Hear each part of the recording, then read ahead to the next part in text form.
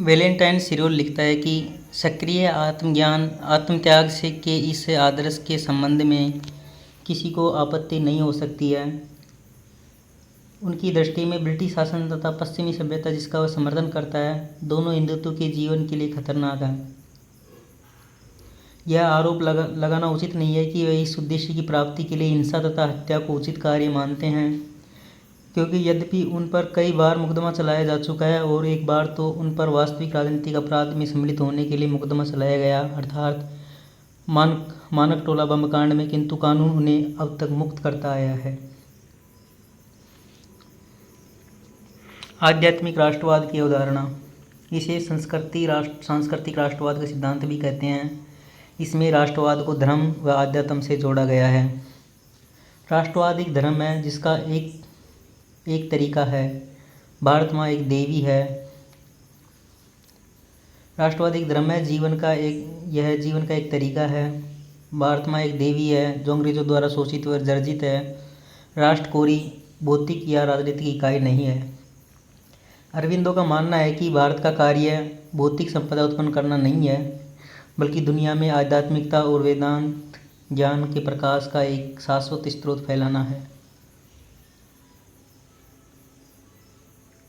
सच्ची राष्ट्रीयता सनातन धर्म है, पर यह सनातन धर्म का तात्पर्य हिंदू पारंपरिक धार्मिक अनुष्ठान या पूजा पद्धति से नहीं, बल्कि राष्ट्र के लिए त्याग और बलिदान से है।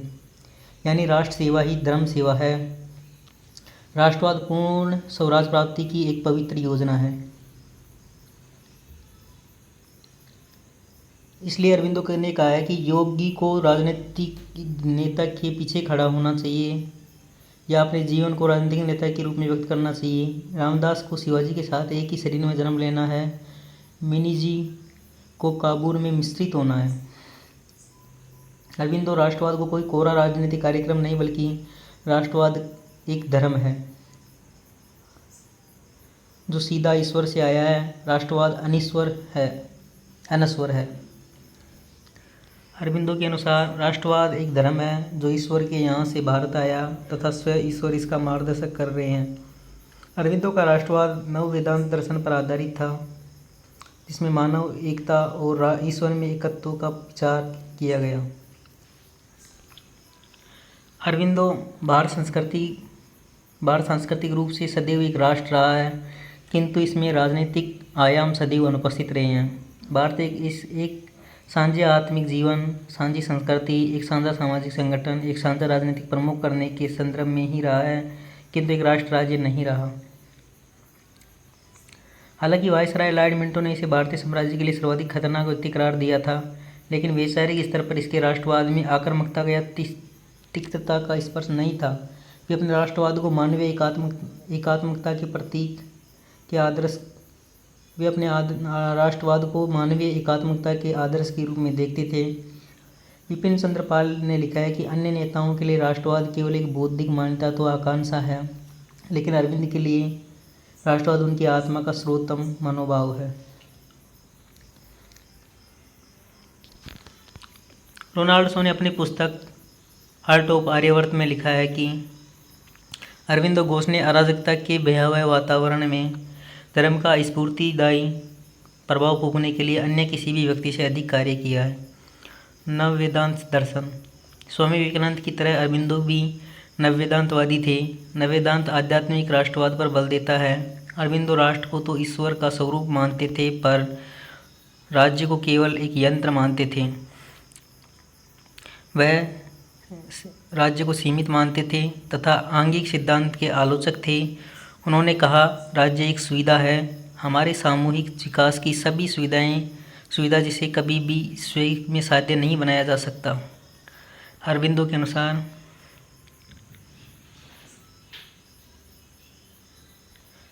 अनुसार स्वतंत्र गांव अथवा स्वतंत्र गांवों के समूह के दिन अब लद गए हैं तथा इन्हें पुनर्जीवित नहीं किया जाना चाहिए। राष्ट्र अपनी पूर्णता का काल चाहता है। ग्रामीण जीवन व उनकी जनसंख्या को संग्रहित कर इसे एक शक्तिशाली लोकतांत्रिक राष्ट्रीयता में परिवर्तित करने का प्रयास करना चाहिए। हमें राष्ट्र को निश्चित ही पूर्व की ग्रामीण समुदाय की भांति आत्मनिर्भर, आत्मकेंद्रित, स्वायत्त एवं अद्वितीय आदर्श राष्ट्रीय स्वराज बनाना चाहिए। मानव मानव एकता व विश्व संघ की अवधारणा। अरविंदो की मानव एकता तथा विश्व संघ की अवधारणा। अरविंदो का आध्यात्मिक राष्ट्रवाद संकीर्ण राष्ट्रवाद नहीं है, बल्कि यह मानव एकता, अंतर्राष्ट्रीयवाद, वसुंधैव कुटुंबकम व सर्व कल्याण को अपना आदर्श मानता है। इसलिए उन्होंने अपनी रचना the ideal of human unity में विश्व संघ की अवधारणा प्रस्तुत की है। अरविंदो का यह विश्व संघ लीग ऑफ नेशन तथा संयुक्त राष्ट्र संघ जैसा संघ नहीं होगा, क्योंकि ये संगठन अस्थायी हैं, शक्तिशाली राष्ट्रों के खिलौने हैं तथा सैनिक बल प्रयोग व कूटनीति प्रपंचों पर आधारित थे। वह विश्व संघ स्वतंत्र राष्ट्रीयताओं का विश्व संघ होगा। अरविंदो का जो विश्व संघ होगा वह स्वतंत्र राष्ट्रीयताओं का विश्व संघ होगा, जिसमें पराधीनता, असमानता व दासता के लक्षण नहीं होंगे। विश्व संघ की यह अवधारणा मानवीय स्वतंत्रता, मानवीय समानता व मानवीय बंधुता के सिद्धांतों पर आधारित होगी, जिसका अंतिम आदर्श होगा मानवीय एकता तथा आधारशिला होगी स्वतंत्रता। मानवीय एकता की धारणा की सिद्धि के लिए आवश्यक आधार होगा नव मानव, जो अति मानव होगा। व्यक्तिवाद और समाजवाद का खंडन। अरविंदो ने व्यक्तिवाद तथा समाजवाद का खंडन किया है। अरविंदो ने व्यक्तिवाद को एक मिथ्या दर्शन बताया, क्योंकि व्यक्ति स्वभाव से एक सामाजिक प्राणी है। वह संपूर्ण ब्रह्मांड का एक भाग है, जिसका अनुभव वह राष्ट्र के माध्यम से करता है। अरविंदो आधुनिक पूंजीवाद के आलोचक थे। मानव की आत्मा सर्वहित के लिए विशाल संगठन से जुड़ना चाहती है। इन सामाजिक समूहों की स्वयं की एक स्वतंत्र आत्मा होती है। व्यक्ति की आत्मा व विभिन्न समूहों की आत्मा एक गहन जाल में से आबद्ध होती है, जिसे हम वर्तों के भीतर वर्त, घेरों के मध्य घेरा कह सकते हैं। पौराणिक लोग इसे लोक संग्रह का सिद्धांत कहते थे। लोक संग्रह सिद्धांत का तात्पर्य है कि मनुष्य को स्वयं के साथ साथ पूरे समाज व सामाजिक कर्तव्य के प्रति जागरूक होना चाहिए। बैंथम के उपयोगितावाद के विरुद्ध प्रतिक्रिया आधुनिक भारतीय राजनीतिक दर्शन की एक बड़ी विशेषता है। अधिकतम संख्या का अधिकतम सुख के स्थान पर विवेकानंद, तिलक, अरविंद और गांधी ने सबके कल्याण अर्थात गीता के सर्वभूतित्व के आदर्श का प्रतिपादन किया है। अरविंद आधुनिक पूंजीवाद के आलोचक थे। अपने प्रारंभिक जीवन में उन्होंने दादाभाई नौरोजी की भांति भारत के वित्तीय साधनों के निर्गम तथा साम्राज्यवादी शोषण की निंदा की थी। आधुनिक पूंजीवाद में केंद्रीयकरण, संचय तथा उद्योग मंडलों की वृद्धि की जो प्रवृत्तियां देखने को मिलती हैं, उनकी अरविंद ने आलोचना की है। दूसरी ओर समाजवाद के संबंध में उनका विचार था कि उससे सर्वशक्तिमान निरंकुश राज्य का विकास होता है। आर्थिक क्षेत्र में राज्य के कामों के प्रसार से नौकरशाही की वृद्धि होती है और इससे अनिवार्यतः सत्तामूलक नियंत्रण और नियमन को प्रोत्साहन मिलता है। समाजवाद की इस प्रकार की आलोचना मैक्स वेबर, गुडविन, फोन माइजर्स तथा फ्रेडरिक हाइक ने भी की है। अरविंद भी इन्हीं आधारों पर समाजवाद की आलोचना करते हैं, किंतु व्यवहार में समाजवाद का जो रूप देखने को मिलता है, उसके आलोचक होते हुए भी उन्हें समाजवाद के आदर्श को आधारभूत सिद्धांत के रूप में स्वीकार किया है।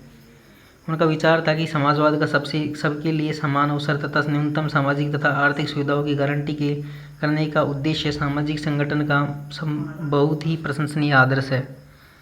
वहीं उन्होंने विशुद्ध आर्थिक रूप धारण करने, नास्तिक तथा निरंकुशता के कारण रूसी समाजवाद की आलोचना की। रूसी समाजवाद ने जहां स्वतंत्रता का नाश किया, वहीं जर्मनी नाजीवाद ने स्वतंत्रता समानता दोनों का गला घोट दिया। एक दल की तानाशाही चाहे वह रूस, जर्मनी, इटली में थी, क्रमशः साम्यवाद, नाजीवाद और फांसीवाद के रूप में अरविंदो ने इन्हें तर्क के द्वार का अंत कहा। तर्क के द्वार के अंत का तात्पर्य स्वतंत्र सोच व विवेक बुद्धि का गला घोटना। अपनी एक कविता वामन नेपोलियन में अरविंद ने हिटलर और नेपोलियन में अंतर बताया है। नेपोलियन है वो उच्चाशय, विशाल चेतना वाला, दूरदर्शी और गतिशील था। नेपोलियन था वो उच्चाशय, विशाल चेतना, दूरदर्शी और गतिशील था, जबकि हिटलर भावना विकृत, अहमताग्रस्त, चालाक, सीमित उद्देश्य का पैगंबर था, आत्मानंद का द्वेषी था और सशक्त राक्षस था। स्वतंत्रता के संबंध में अरविंदो के विचार। अरविंदो तथा टैगोर दोनों का ही विश्वास था कि यदि मनुष्य आध्यात्मिक स्वतंत्रता प्राप्त कर लेता है तो उसे सामाजिक तथा राजनीतिक स्वतंत्रता स्वतः ही प्राप्त हो जाती है। अरविंदो के अनुसार अरविंदो के अनुसार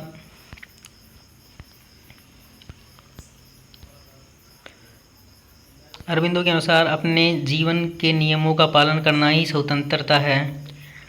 स्वतंत्रता की इस धारणा में रूसो तथा भगवद गीता के विचारों का समन्वय देखने को मिलता है।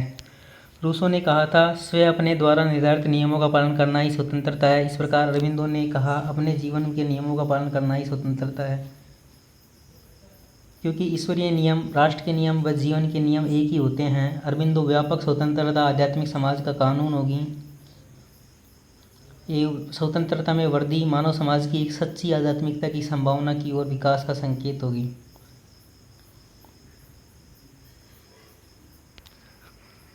अरविंदो की स्वतंत्रता की अवधारणा उनके व्यापक दार्शनिक और आध्यात्मिक विचारों से गहराई से जुड़ी हुई थी। उनके लिए सच्ची स्वतंत्रता केवल राजनीतिक स्वतंत्रता नहीं थी, बल्कि व्यक्तिगत और सामूहिक स्तर पर आत्म साक्षात्कार भी थी। उन्होंने राजनीतिक स्वतंत्रता को आध्यात्मिक स्वतंत्रता प्राप्त करने के लिए एक आवश्यक कदम के रूप में देखा, लेकिन इसे अंतिम लक्ष्य नहीं माना। अपने लेखन में अरविंद अक्सर आंतरिक स्वतंत्रता या आध्यात्मिक स्वतंत्रता की बात करते थे, जिसे वे स्वतंत्रता का सर्वोच्च रूप मानते थे।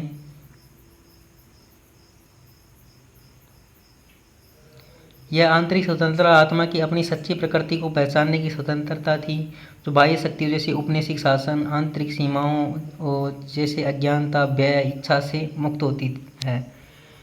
उनके अनुसार स्वतंत्रता का अर्थ होता है अपने अस्तित्व के नियमों का पालन करने की स्वतंत्रता, अपनी प्रकृति आत्म पूर्ति के लिए विकास की स्वतंत्रता, स्वाभाविक रूप से अपने वातावरण के साथ सामंजस्य स्थापित करना।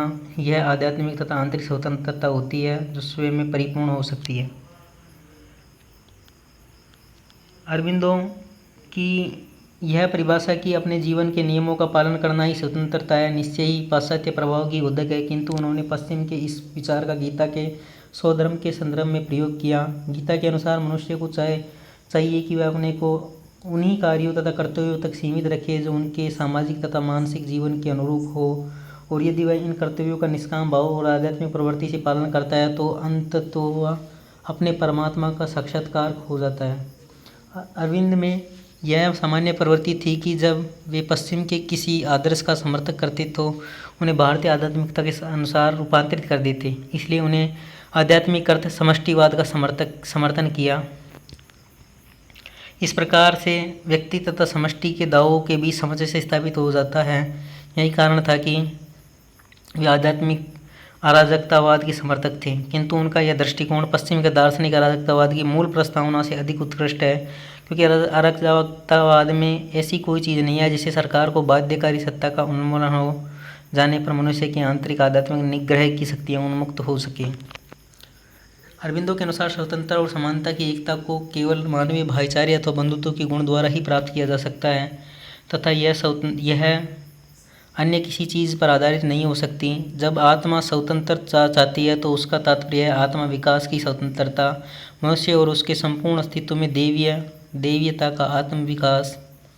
जब यह समानता चाहती है तो इसका तात्पर्य है कि सभी के लिए समान रूप से स्वतंत्रता, सभी के लिए एक ईश्वर तथा सभी की एक ही आत्मा की स्वीकृति चाहती है। यह बंधुत्व के लिए प्रयास करती है तो इसका अर्थ है कि यह आत्म विकास की समान स्वतंत्रता को सामान्य लक्ष्य, सामान्य जीवन तथा आंतरिक आध्यात्मिक समाज की पहचान पर आधारित विवेक और भावना के संगम के रूप में स्थापित कर रही है। ये तीनों चीज़ें वास्तव में आत्मा की प्रकृति हैं, क्योंकि स्वतंत्रता, समानता और बंधुता आत्मा के दैवीय गुण हैं। अरविंदो का महामानव या अतिमानव। महामानव, विराट पुरुष या दैवीय मानव की अरविंदो की धारणा जर्मन दार्शनिक नीत्शे के सुपरमैन विचार से प्रभावित है, लेकिन अरविंदो ने नीत्शे के अतिमानव को अमानवीय राक्षस नीत्शे के अतिमानव में जो अमानवीय राक्षस बैठा था उसका आत्मीकरण कर दिया। नीत्शे का अतिमानव का स्वरूप अति दानव जैसा है, जबकि अरविंद का महामानव सच्चे अर्थ में गीता के कर्मयोगी स्थिति प्रज्ञ मानव श्री कृष्ण का साक्षात रूप है। इस प्रकार अरविंद द्वारा प्रतिपादित अतिमानसीकृत अतिमानव में वेदांत का व नीत्शे के विचारों का सम्मिश्रण है। नीत्शे का अतिमानव आक्रामक, शक्ति संपन्न तथा अति बौद्धिक प्राणी है। इसके विपरीत अरविंद का अतिमानव ऐसा स्वरूप रूपांतरित व्यक्ति है जो अपने जीवन में उच्चतर दैवी शक्ति तथा आनंद की अभिव्यक्ति करता है। अरविंद का मानना था कि विश्व संघ आध्यात्मिकता पर आधारित आध्यात्मिक अर्थ समाज होगा। ऐसा समाज तभी बनेगा जब सर्वज्ञान संपन्न विश्व के ज्ञाता और सृष्टा के रूप में अतिमानस का अवतरण होगा। अतिमानस के अवतार से मानव अतिमानव बनेगा।